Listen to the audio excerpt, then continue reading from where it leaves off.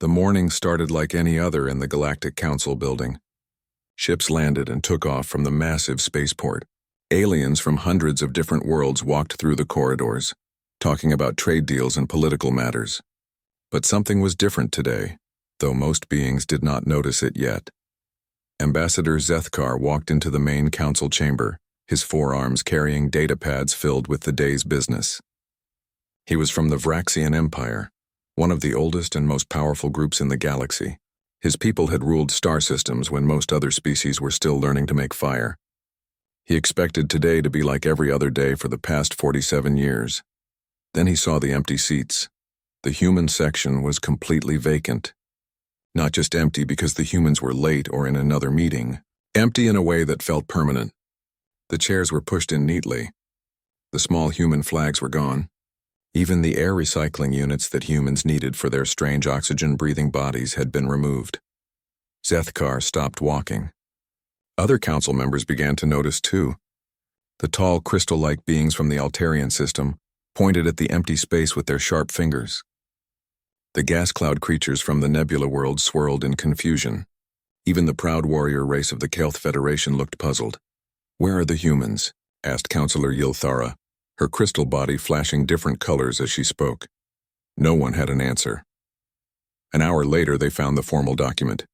It was submitted exactly according to galactic law, filed in the correct format and signed by every human representative.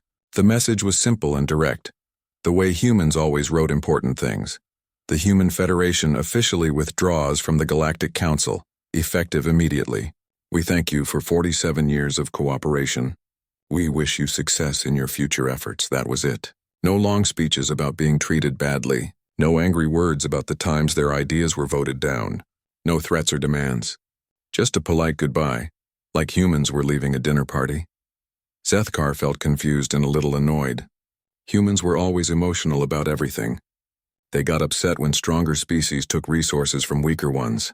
They complained when the council made rules that favored older civilizations. They constantly talked about something they called fairness, as if the galaxy owed them anything. But they had never just left before. "Good," said General Throckmar of the Hegemony military forces. His people looked like giant insects and believed that only the strong deserved to rule. The humans were always causing problems, always talking about rights and dignity and other soft ideas. Maybe now we can get real work done. Many other council members agreed. The humans had been in the way for decades. They voted against profitable trade deals because they said the deals hurt weaker species. They blocked military actions that would have solved border disputes quickly. They spent hours talking about the feelings and cultures of primitive worlds that barely had space travel. The council went back to business. They had important matters to discuss.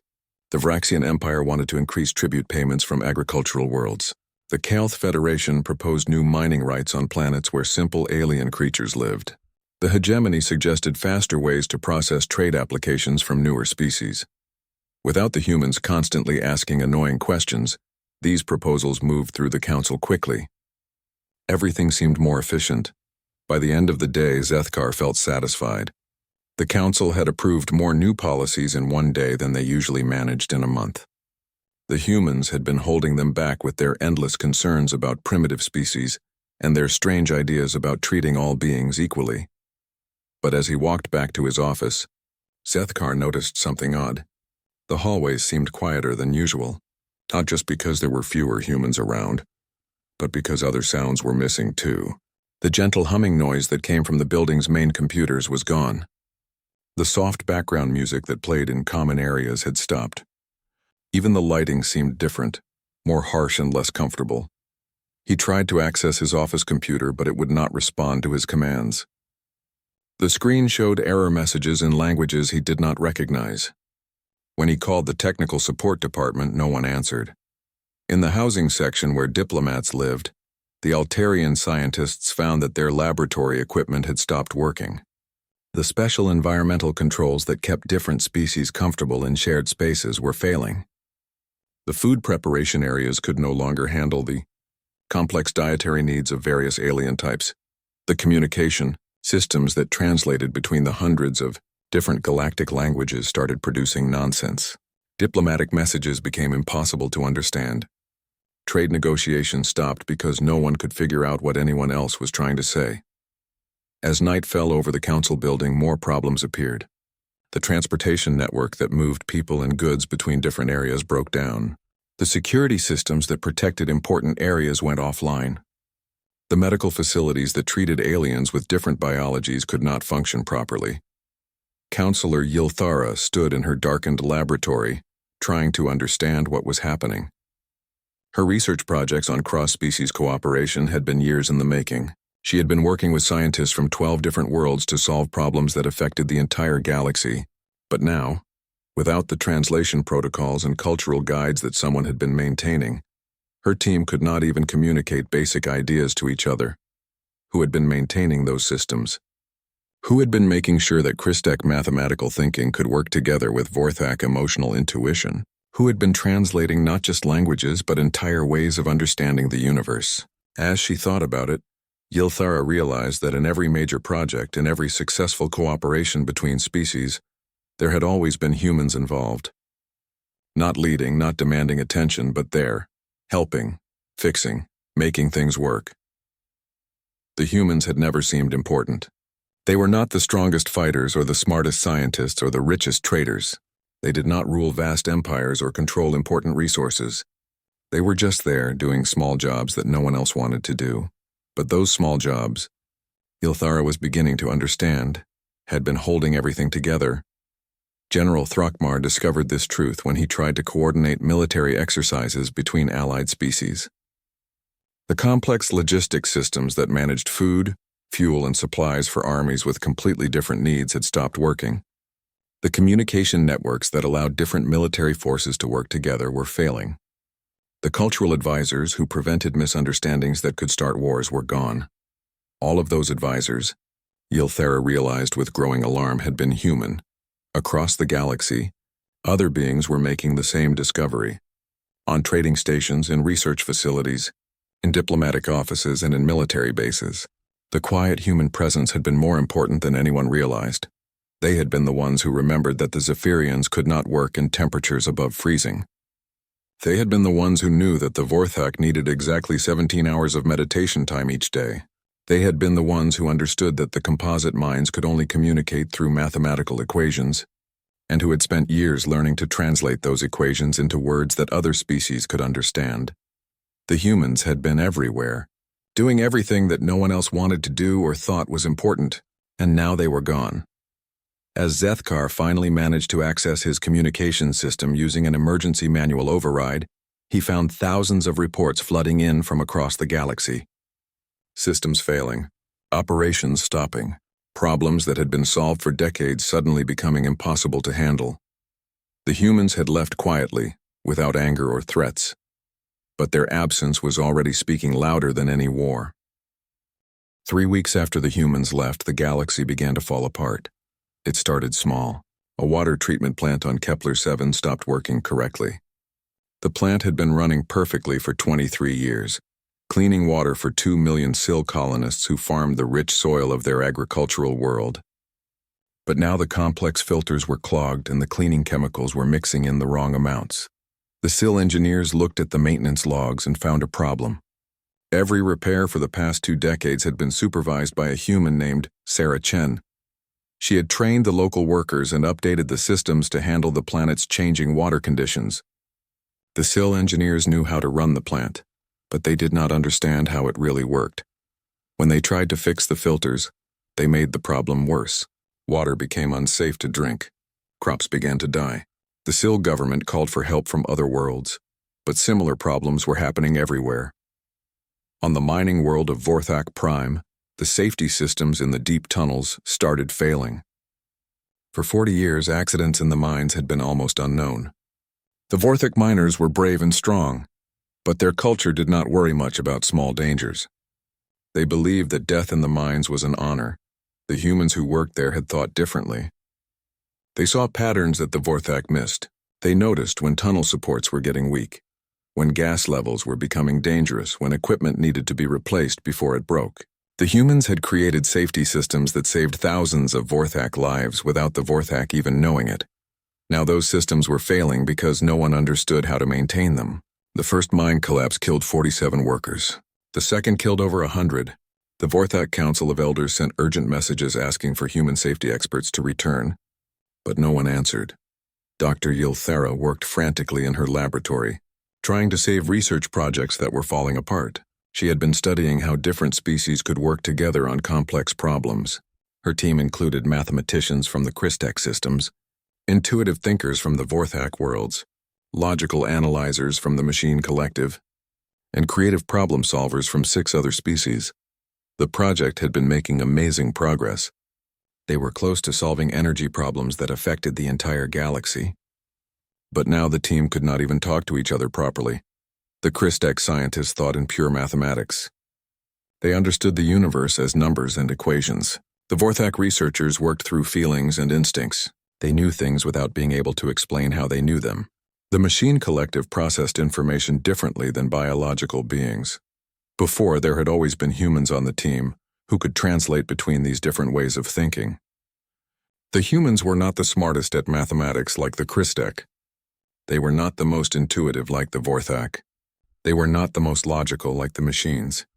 But somehow they could understand all of these different types of thinking and help them work together. Without the humans, the brilliant scientists from different worlds could not share their ideas. The mathematical formulas that could solve energy shortages remained locked in Christek minds. The intuitive insights that could revolutionize space travel stayed trapped in Vorthak emotions. The logical processes that could improve manufacturing were stuck in Machine Collective databases. Dr. Yilthera stared at her computer screen, watching years of work disappear because no one could understand anyone else anymore. The problems spread quickly through the galaxy's economy. On Trading Station Omega-47, cargo operations ground to a halt. The station handled goods from 37 different species, each with their own requirements for storage, handling, and transport. The Zephyrians would not let their crystal artwork be stored in the same area as anything that had been touched by organic life. The methane breathers needed their goods kept at temperatures that would freeze most other species. The high-energy beings required special containers that could handle their electromagnetic fields. For decades, human logistics coordinators had managed this impossible puzzle.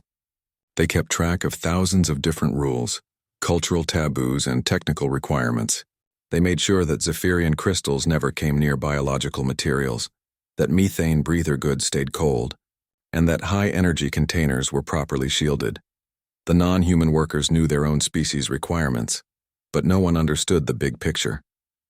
Without humans to coordinate everything, the trading station became chaos. Ships waited for weeks to be loaded or unloaded. Valuable goods were damaged or contaminated. Trade routes that had operated smoothly for generations broke down completely. The Kelth Federation discovered that 60% of their industrial systems depended on human-designed safety protocols. The Kelth were excellent warriors and engineers, but they thought about problems differently than humans. When the Kelth built something, they made it strong enough to handle the biggest threat they could imagine. Then they made it twice as strong. Humans thought about problems that the Kelth never considered. What if 2 different systems failed at the same time? What if a backup system needed a backup system? What if something went wrong in a way that no one had ever seen before? The humans were experts at imagining disasters. They spent time thinking about all the ways things could go wrong. Then they built systems to prevent those disasters. The Kelth had thought this was silly and overly worried. Now they were learning that the humans had been right to worry. When a solar storm hit the Kelth industrial world of Titan Base, the main power system failed exactly as expected. The backup power system activated exactly as planned, but then the cooling system for the backup power started overheating because of the extra electromagnetic radiation from the storm. The humans had predicted this exact problem and built a third backup system with special shielding. But when that system tried to activate, the Kelth engineers could not figure out how to make it work. The human instruction manuals were written in technical language that assumed knowledge the Kelth did not have. Titan Base lost power completely. The industrial plants shut down. The environmental systems that kept the colony livable failed. 50,000 Kelth had to be evacuated to other worlds. But the worst discovery came from the hegemony military forces. General Throckmar was planning a routine border patrol when he realized that the military supply chains had stopped working. The hegemony controlled star systems across 3 galactic sectors. Their armies included dozens of different species, each with unique biological needs. Insect warriors needed different food than mammalian soldiers. Energy beings required different equipment than physical creatures. Aquatic species had to have different environmental support than air-breathing ones. For decades, the military had just assumed that supplies would arrive when needed.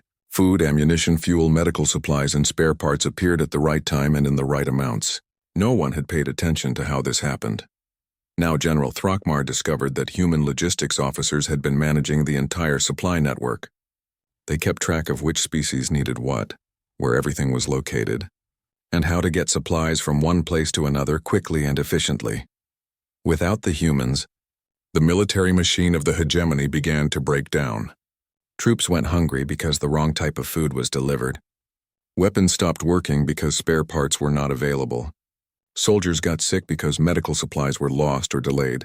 The general tried to reorganize the supply system, using officers from his own species. But they did not understand the complexity of supporting so many different types of beings. The hegemony's military power, built over centuries of conquest, started crumbling because no one could figure out how to feed and supply their own armies. Across the galaxy, similar problems appeared everywhere. Hospital systems that treated patients from dozens of different species stopped working because human medical translators were gone. Transportation networks that moved goods between worlds broke down because human coordinators were missing. Communication systems that allowed different species to work together failed because human cultural experts had vanished. The humans had been doing thousands of small, important jobs that kept galactic civilization running. They had not demanded recognition or special treatment for this work. They had just done it quietly and efficiently, year after year, because they saw problems and wanted to fix them. Now those problems were back, bigger and more dangerous than ever, and the humans were nowhere to be found. 2 months after the humans disappeared, the galaxy learned a terrible truth. The humans had not just been workers or advisors or technical support staff. They had been the invisible foundation that held everything together. Captain Morden of the Hegemony Navy stared at his tactical display with growing horror. Red warning lights flashed across 3 entire sectors of space. Supply routes were collapsing. Trade lanes were closing. Entire star systems were going dark as their infrastructure failed. The hyperspace navigation network was breaking down. For 50 years, ships had been able to travel safely between stars using quantum beacons that marked stable routes through hyperspace. These beacons needed constant maintenance and careful tuning to account for the movement of stars and the changing conditions in hyperspace. Captain Morden had always assumed that automated systems handled this maintenance. Now he discovered that human technicians had been manually adjusting the beacons, updating their positions, and monitoring for dangerous changes in hyperspace currents. Without the humans, the beacon network was becoming unreliable. Ships were getting lost in hyperspace or emerging in dangerous locations. Some vessels had disappeared completely, swallowed by hyperspace storms that the beacons were supposed to warn them about. The captain tried to contact the human technicians who had maintained the network in his sector, but all communication channels to human space returned only silence. It was as if humanity had vanished from the galaxy completely. On the diplomatic world of Nexus Station, Ambassador Vexitha faced an even more serious crisis. 3 different wars had started in the past month, and she could not understand why.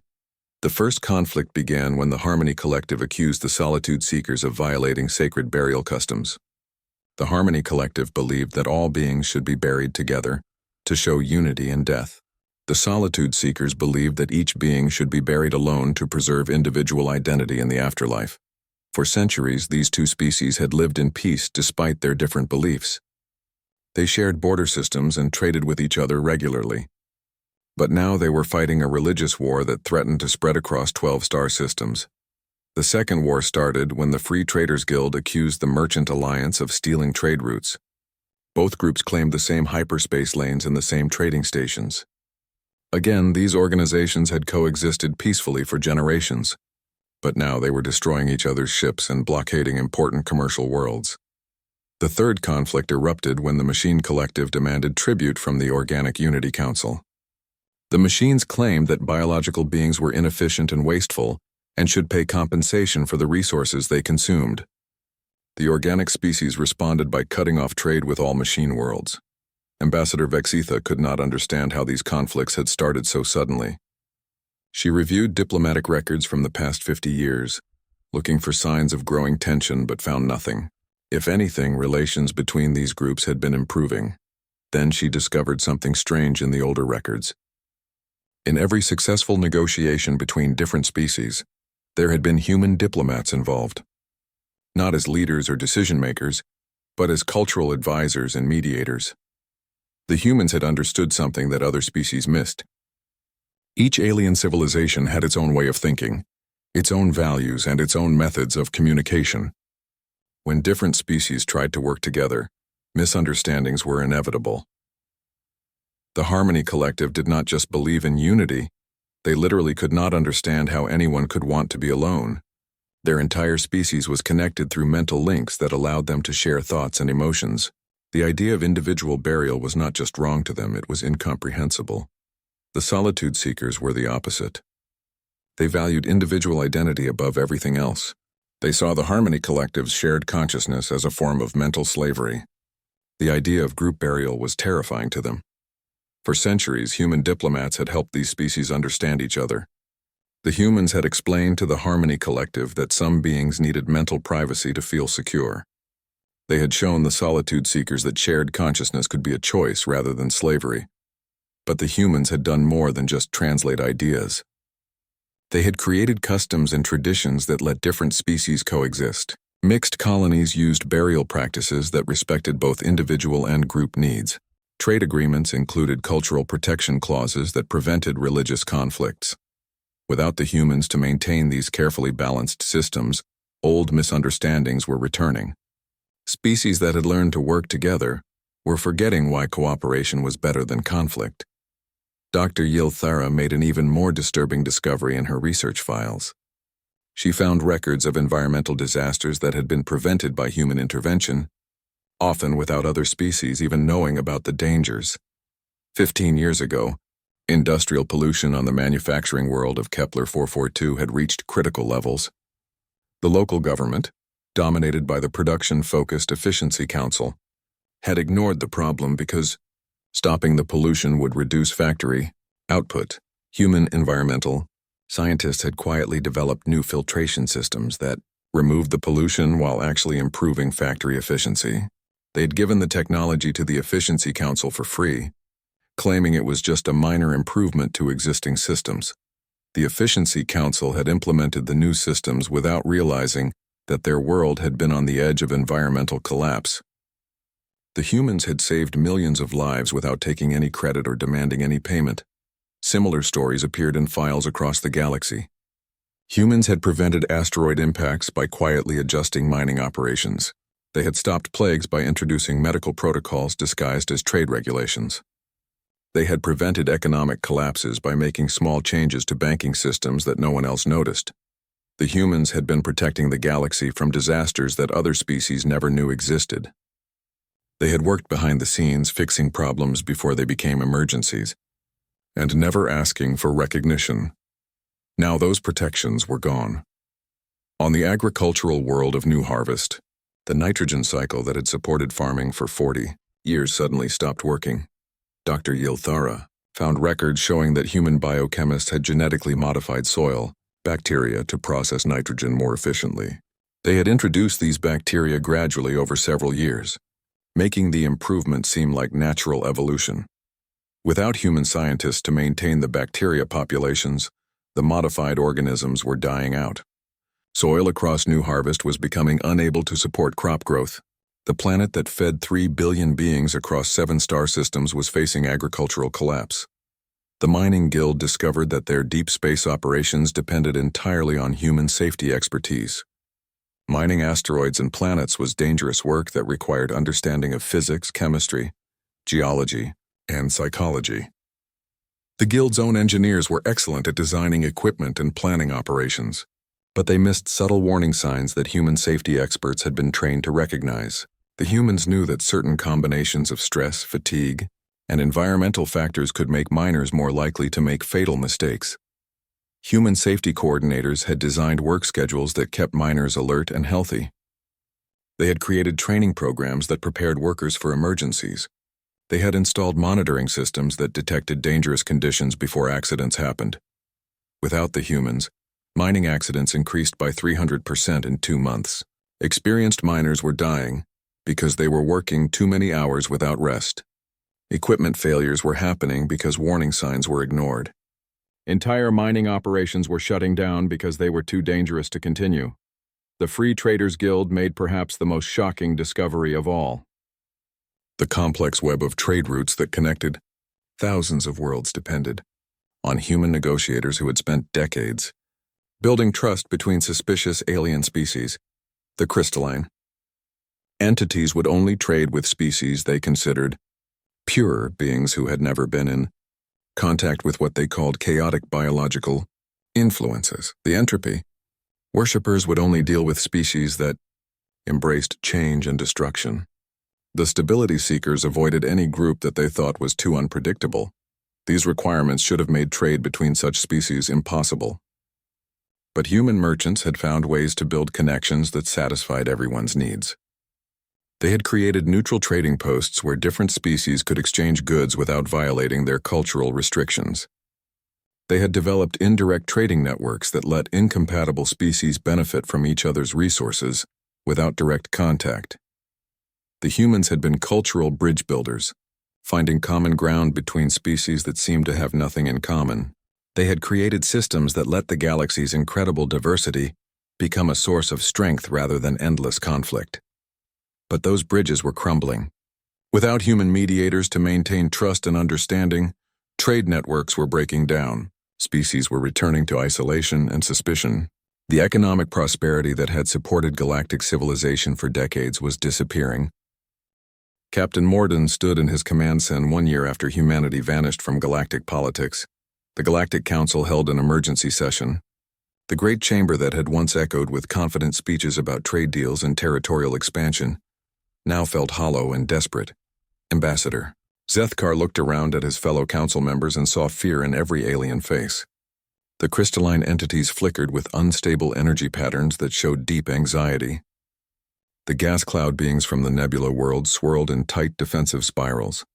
Even the mighty Kael'th warriors sat with their weapons ready, as if expecting attack at any moment. The numbers were devastating. 3 entire member species had suffered complete economic collapse. The Efficiency Council's manufacturing worlds could no longer produce enough goods to trade for food. The Deep Miners Guild had lost so many workers to accidents that they could barely extract enough resources to keep their own worlds running. The Agricultural Cooperative was facing crop failures across 70% of their farming systems. 17 core worlds of the Vraxian Empire were experiencing food shortages for the first time in 4 centuries.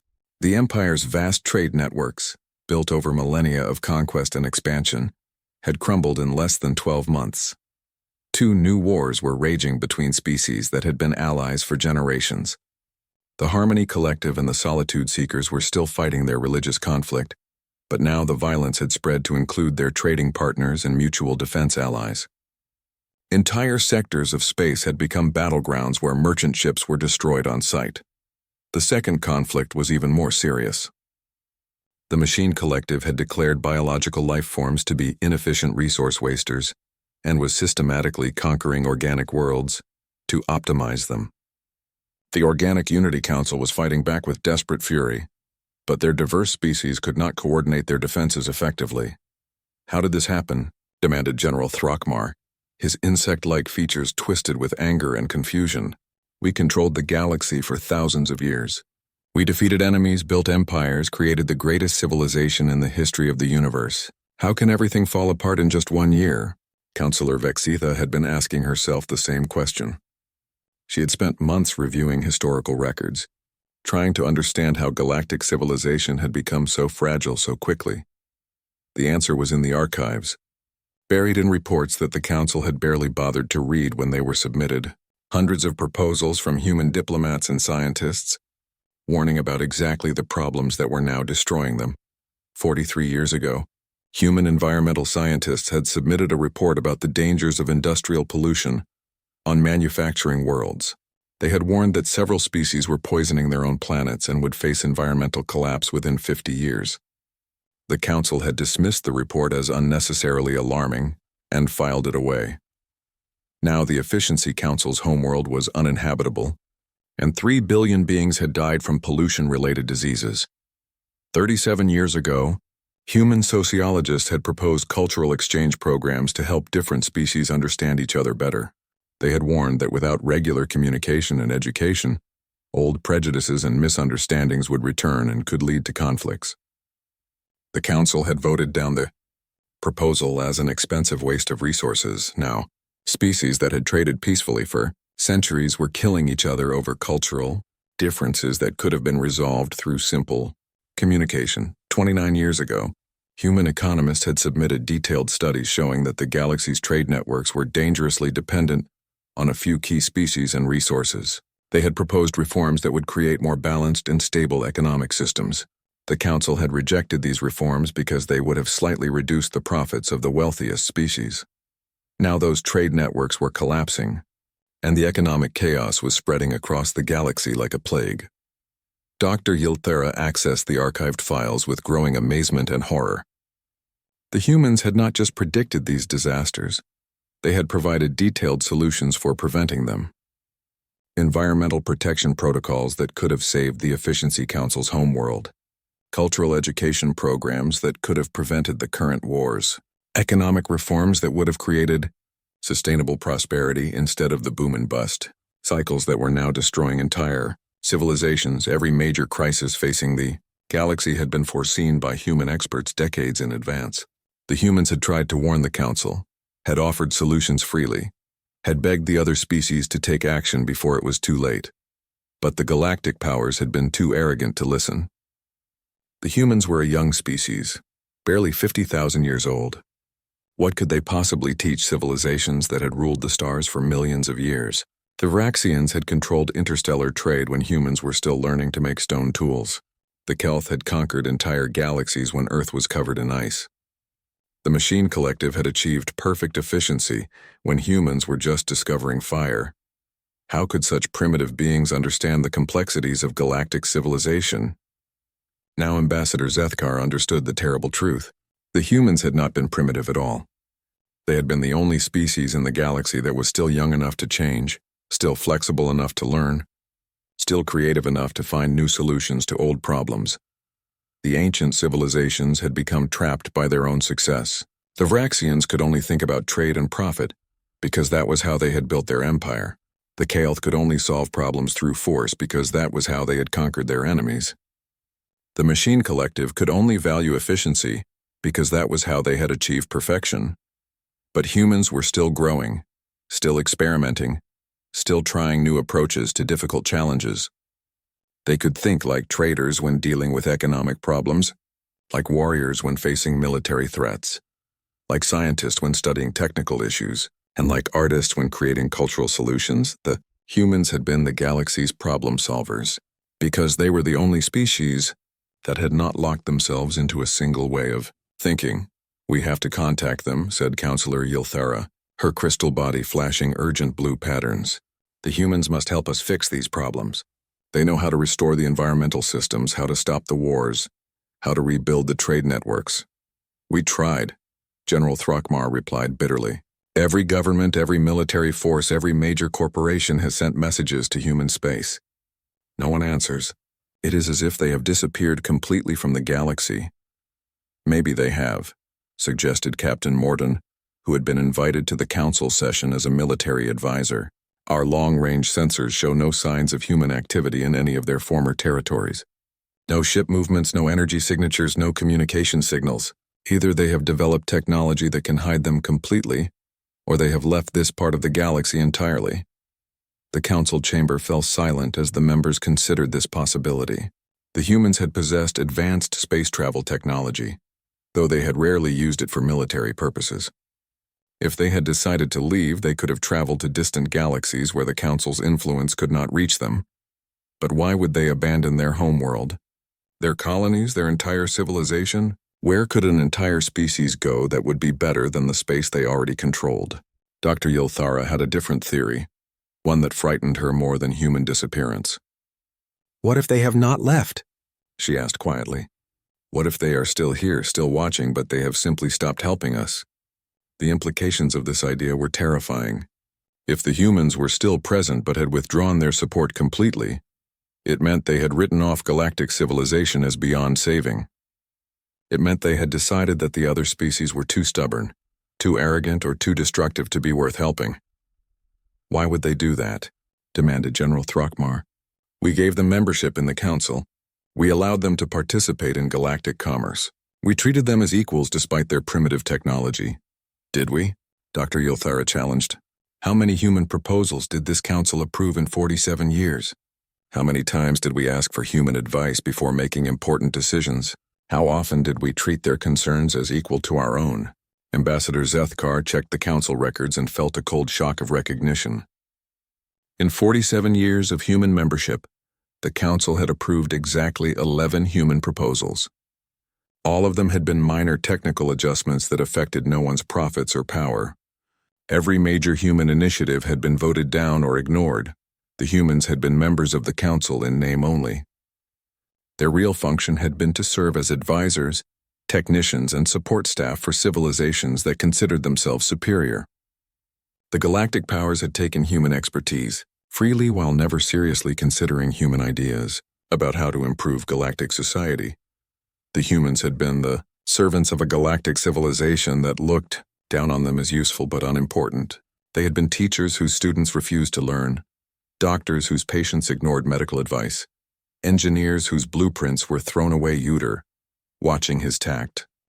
18 months after the humans left, Ambassador Zethkar stood alone in his private office, staring at a message that had changed everything. He thought he knew about his place in the galaxy. The transmission had arrived that morning, through emergency communication, channels that most species had forgotten existed. The message was brief, written in the clear, formal language that humans used for important diplomatic communications, but its contents revealed a truth that shook Zethkar to his core. To our former colleagues in the Galactic Council, the message began. We hope this communication finds you well, despite the challenges we know you are facing. We want to inform you of our current activities to avoid any misunderstandings about our intentions. The message included a list of coordinates for 37 star systems that Zethkar had never heard of. Each entry contained basic information about newly discovered species that were approaching space travel capability. Some were just beginning to develop radio technology. Others had achieved basic rocket propulsion. A few were on the verge of faster-than-light travel. We have established first contact protocols with these developing civilizations. The message continued. We have set up defensive monitoring stations around their home systems and begun cultural exchange programs based on mutual respect and voluntary participation. These species will be ready for galactic integration when they choose to be, not when it becomes economically convenient for established powers. Zethkar felt his 4 hearts beating faster as he understood what he was reading. While the Galactic Council's civilization crumbled and burned, humanity had been out among the stars doing exactly what they had always done. They were helping those who needed help, solving problems before they became disasters, and building bridges between different ways of thinking. But now they were doing it without asking permission from anyone. We wish you wisdom and success in your future endeavors, the message concluded. We hope that the challenges you currently face will teach you the value of cooperation, mutual respect, and long-term thinking. The galaxy is large enough for many different approaches to civilization. The transmission was unsigned, but a smaller data packet contained detailed technical specifications for emergency relief supplies, water purification systems that could save the poisoned worlds of the Efficiency Council, medical protocols that could treat the new diseases spreading through overcrowded refugee camps, agricultural techniques that could restore productivity to damaged farming systems, all offered freely, with no conditions or demands for payment. Zethkar sat down heavily in his chair, trying to process what this meant. The humans had not retreated in defeat or disappeared in anger. They had evolved beyond the need for the Council's approval or recognition. While the galactic powers had been congratulating themselves on their ancient wisdom and superior technology, humanity had been learning, growing, and becoming something entirely new. He activated his personal communication system and tried to send a reply to the human message, but the transmission channels had already gone silent. The humans had said what they needed to say and had no interest in debate or negotiation. They were done with the Galactic Council. Over the following weeks, more information reached the Council through refugee reports and long-range sensors. The humans had not just contacted 37 new species. They had been active across vast regions of space that the Council had never bothered to explore, regions considered too dangerous or too unprofitable to be worth the effort. In the Chaos Nebula, where radiation storms made traditional space travel impossible, humans had developed new shield technologies and established trade routes between previously isolated worlds. In the dead zones, where ancient wars had left space filled with dangerous debris, humans had created cleanup systems that restored safe passage, while recycling the wreckage into useful materials. Most remarkably, they had succeeded in areas where the Council had failed completely. The Spiral Arm conflicts, a series of wars that had raged for 3,000 years between energy beings and matter-based life forms, had been resolved through human mediation. The void cults, religious fanatics who destroyed any technology more advanced than stone tools, had been convinced to accept limited space travel through human cultural exchange programs. The humans had accomplished these impossible tasks by approaching each situation differently. They did not try to impose a single solution or force everyone to follow the same rules. Instead, they studied each species and each problem individually, then created custom approaches that worked for the specific circumstances.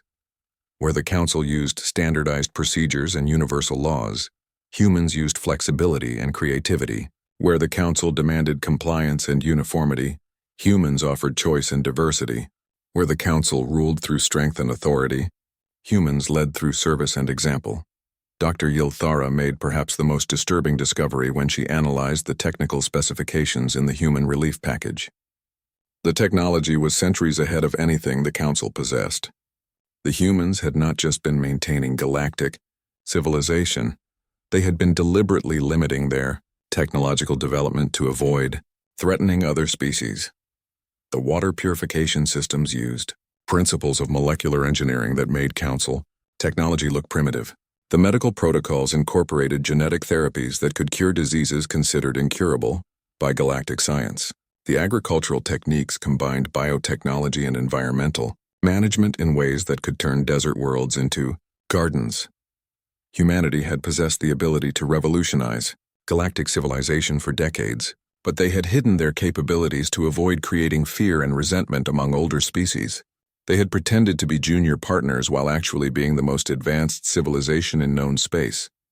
The humans had been protecting the galaxy not just from disasters and conflicts, but from the devastating knowledge that they were already obsolete.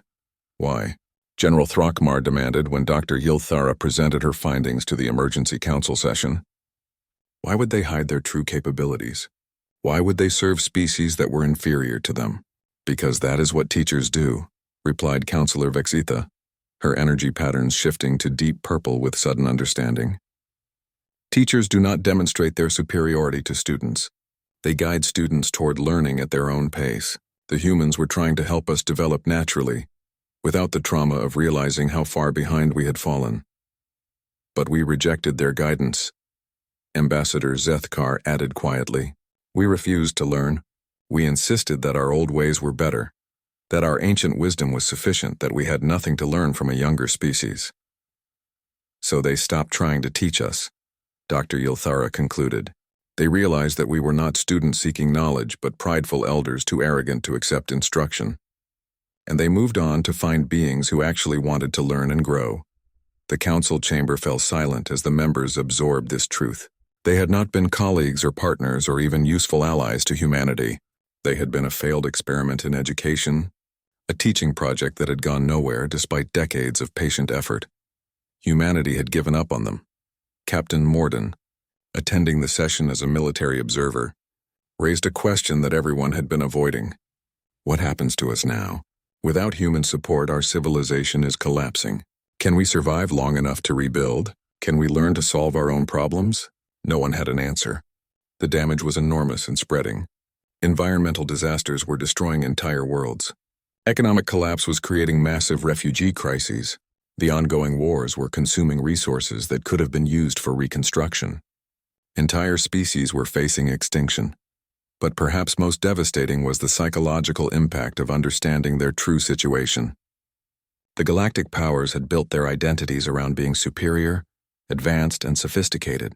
Learning that they had been dependent on a species they considered primitive was crushing their sense of self-worth.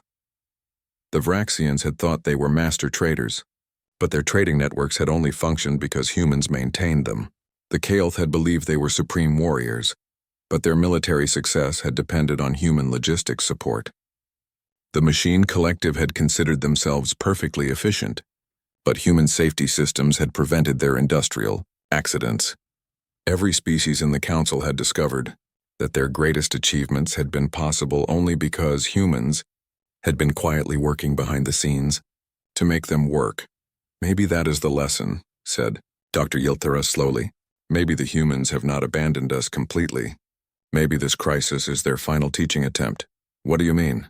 Asked Ambassador Zethkar. Think about what is happening to us, she explained. We are facing exactly the kinds of problems that humans tried to help us prevent. Environmental disasters that could have been avoided with better planning. Economic collapses that could have been prevented with more balanced systems. Wars that could have been stopped with better cultural understanding. We are learning through suffering what we refuse to learn through instruction. We are discovering the consequences of ignoring wisdom. We are experiencing the price of pride and arrogance.